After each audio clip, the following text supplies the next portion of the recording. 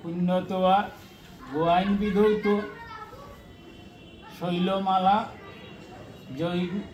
জয়ন্তিয়া এবং খাসিয়া ভেড়া এই পুণ্যভূমিতে আমরা এখানে সমবেত হতে পেরেছি। আজকে এই শিবালয়ে যাঁর অশেষ কৃপায় আমরা সমবেত হয়েছি।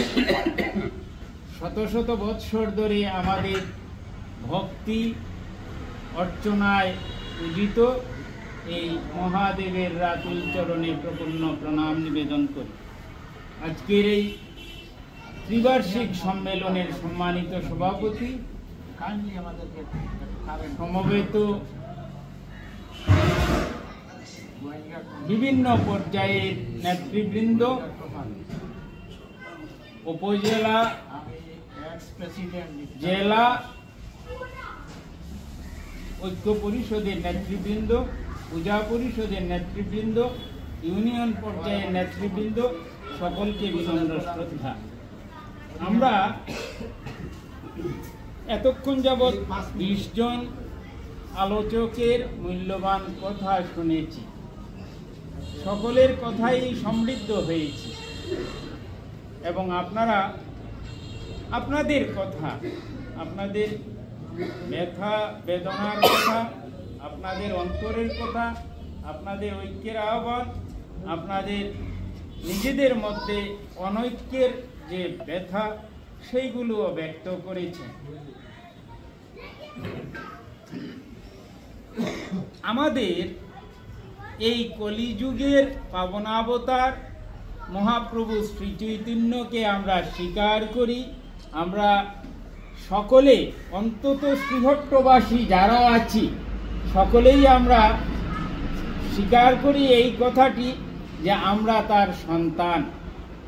সন্তান মানে বংশে, একই বংশধারায়, একই রক্তধারায় স্নাত পুরুষ নয়। সন্তান মানে যারা উত্তরাধিকার বহন করে চলে তারাই হচ্ছে সন্তান। আমরা কি মহাপ্রভুর উত্তরাধিকারে বহন করে চলি না? তাইলে আমরা সকলেই মহাপ্রভুর সন্তান। এইটি অন্তরে ধারণ করতে হবে। মহাপ্রভু হচ্ছেন কলিযুগে ধর্মজগতের প্রধান বিপ্লবী। ভারতবর্ষে ধর্মজগতের প্রধানতম বিপ্লবী হচ্ছেন মহাপ্রভু শ্রী চৈতন্য। তার বিপ্লব সূচিত হয়েছিল কিভাবে জানেন? আমরা যে আজকে মশাল মিছিল করে আন্দোলন করি, সেই মশাল মিছিলের উদ্গাতা পুরুষ হচ্ছেন মহাপ্রভু শ্রী চৈতন্য। কাজীর বিরুদ্ধে তিনি বিদ্রোহ ঘোষণা করে মশাল মিছিল নিয়ে রাতের আধারে এগিয়ে গিয়েছিলেন। সেই থেকে মশাল মিছিলের সূচনা, সেই থেকে আন্দোলনের সূচনা, সেই থেকে যুতবদ্ধতার সূচনা, সেই থেকে ঐক্যবদ্ধতার সূচনা। মহাপ্রভু শ্রী চৈতন্য উচ্চারণ করেছিলেন, সঙ্গ শক্তি কলৌ যোগে। সুতরাং আমাদের কি করতে হবে? ঐক্য স্থাপন করতে হবে। এখানে অনেক কথার মধ্যে, অনেকের কথার মধ্যে কিছু কিছু কথা আমাদের প্রাণিত করেছে। তার মধ্যে আমরা এখানে শুনেছি একেবারে আত্মসমীক্ষার একটি মুখ্য কথা, যে আমাদের মধ্যে হিংসা প্রবণতা এত প্রবল যে আমরা কেউ কাউকে বাইরে যতই ঐক্যের ভাবটি প্রকাশ করি, অন্তরে লালন করি হিংসা। আমরা কি ধার্মিক? আমরা তো সকলেই ভাবি আমার ফুটা আছে, তিলক আছে, চন্দন আছে, আমার উপবীত আছে, ইত্যাদি ইত্যাদি ধারণ করে, বিভিন্ন চিহ্ন ধারণ করে আমরা নিজেকে জাহির করি, আমি কি অনুরাগী, আমি কি ভক্ত। ধর্মের সংজ্ঞাটি কি? ধর্মের সংজ্ঞা প্রাচীন আচার্যগণ সেই সংজ্ঞা অসাধারণ একটি বাক্যে দিয়ে গেছেন। অহিংসা সত্যম অস্তেয় শৌচম সংযমেব চ এতৎ সমাসিকং ধর্মস্য পঞ্চলক্ষণম। আমাকে অহিংস হতে হবে। আমি যদি ধার্মিক হতে হয় তাইলে প্রথম যে চারিত্রিক বৈশিষ্ট্যটি আমার মধ্যে ধারণ করতে হবে, অর্জন করতে হবে, সেটি হচ্ছে অহিংস হওয়া। আমাকে সত্যবাদী হতে হবে, আমাকে সৎ পথে চলতে হবে, সত্যাচারী হতে হবে। আমাকে চৌর্যবৃত্তি অবলম্বন না করে চলতে হবে, অচৌর্যবৃত্তি পরায়ণ হতে হবে। আর সংযমী হতে হবে। এই যে 5টি লক্ষণ, এই 5টি লক্ষণই হচ্ছে ধর্মের প্রকৃত সংজ্ঞা।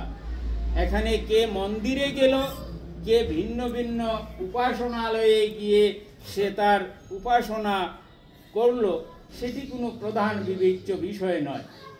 এই 5টি লক্ষণ যদি কারো মধ্যে থাকে তাইলে নির্দ্বিধায় বলতে পারি তিনি যে কোনো দিক নির্ণয় করে আমরা আমাদের উপাসনাগুলো করি। ভগবান কোন দিকে নেই, সকল দিক জুড়েই তার বর্তমান কিংবা অবস্থান। তিনি তো সর্বত্র আছে। তো আমি কোন দিকে তাকে, তার পা আছে, কোন দিকে তার মস্তক আছে, কোন দিকে তার উরু আছে, সেটি কি নির্ণয় করতে পারবো? অর্জুন লক্ষ্য করেছিলেন একাদশ অধ্যায়ে, গীতার একাদশ অধ্যায়টি বিশ্বরূপ দর্শন যোগ। সেই বিশ্বরূপ দর্শনে তিনি যেদিকেই তার দৃষ্টি বিস্ফারিত করেন সেই দিকেই দেখেন ভগবান আছেন। তার শত সহস্র আনন, শত সহস্র তার বদন, এই শত সহস্র তার বাহু, অনন্ত তার বাহু, অনন্ত তার বিস্তার। তাইলে অনন্ত যদি তিনি হন তাইলে তিনি কোনো দিক দিয়ে তাকে নির্ণয় করা যায় না। যে দিক অবলম্বন করে তার উপাসনা পরিচালন করে থাকুন না কেন, এই 5টি লক্ষণ যদি তার মধ্যে থাকে তাইলেই আমরা বলতে পারি তিনি ধার্মিক। আসুন আমরা ধার্মিক হই, অন্তত আমরা অহিংস হই, আমরা সত্যকে আশ্রয় করি, আমরা সংযমী হই, আমরা চৌর্যবৃত্তি অবলম্বন করা থেকে দূরে থাকি। যদিও এই বৃত্তি আমরা কেউ করি না, এটা নির্দ্বিধায় বলতে পারি। আমরা এখানে যারা আছি আমরা সকলেই অচৌর্যবৃত্তি পরায়ণ, কিন্তু অন্যান্য অনেক উপাদানগুলি আমাদের মধ্যে হয়তো বা আছে, এইগুলো থেকে আমরা এখনো মুক্ত হতে পারিনি। আমাদের আজকের সম্মেলন, অর্থাৎ সম্মিলন কি? সম্মিলনটি হচ্ছে সকলে মিলে ঐক্যবদ্ধ হওয়া, মনে মনে এক হওয়া শুধু নয়, আত্মায় আত্মায় আমাদের মিলন হওয়া। এই এক ছিলেন শ্রদ্ধেয় সুভাষ পাল মহোদয়, ওনার সঙ্গে আমি কথা বলে জেনেছি এই সম্পর্কে। এই তো পূর্বে অনেকে আলাপ আলোচনা এবং প্রশাসনের সঙ্গে বসে কিছু সুরাহ হয়েছিল, একটি সীমানাও নির্ধারিত হয়েছিল। এখন যদি কোনো বাস্তব আর যদি কোনো বিশেষ সমস্যা সৃষ্টি হয়ে থাকে তাইলে ব্যক্তিগতভাবে আমি আপনাকে আমার কার্ড দিয়ে যাব, আপনি যোগাযোগ করবেন আমার সঙ্গে। আর উপজেলাতে যে নেতৃত্ব আসবে তাদের সঙ্গে সংযোগ রাখবেন। আর পূজা উদযাপন পরিষদের জেলা কমিটির সঙ্গে আমরা বসে কথা বলবো, তাদের এই বিষয়টি অবহিত করব। আর আমি এই যে উপজেলা পূজা উদযাপন পরিষদের যে কর্ম পরিষদের যে সম্পাদক এবং সাধারণ সম্পাদক এবং সভাপতি আছেন, তাদেরও আমি বিনম্রভাবে অনুরোধ জানাই আপনারা বিষয়টি নিয়ে একটু ভাববেন এবং যেখানে যেখানে প্রয়োজন, আমাদের যদি কোথাও কোনো প্রয়োজন হয়, আমাদের যদি ব্যবহার করতে হয়, কিংবা আমাদের সঙ্গে যদি আপনাদের কোনো যোগাযোগ রক্ষা করে কোনো আন্দোলন কর্মসূচি সূচিত করতে হয়, তাইলে সেখানেও আমরা একেবারে আপনাদের সঙ্গে ঐক্যবদ্ধভাবে আন্দোলন সংগ্রামে মুখর হয়ে থাকি, এই প্রতিশ্রুতি ব্যক্ত করছি। বন্ধুগণ,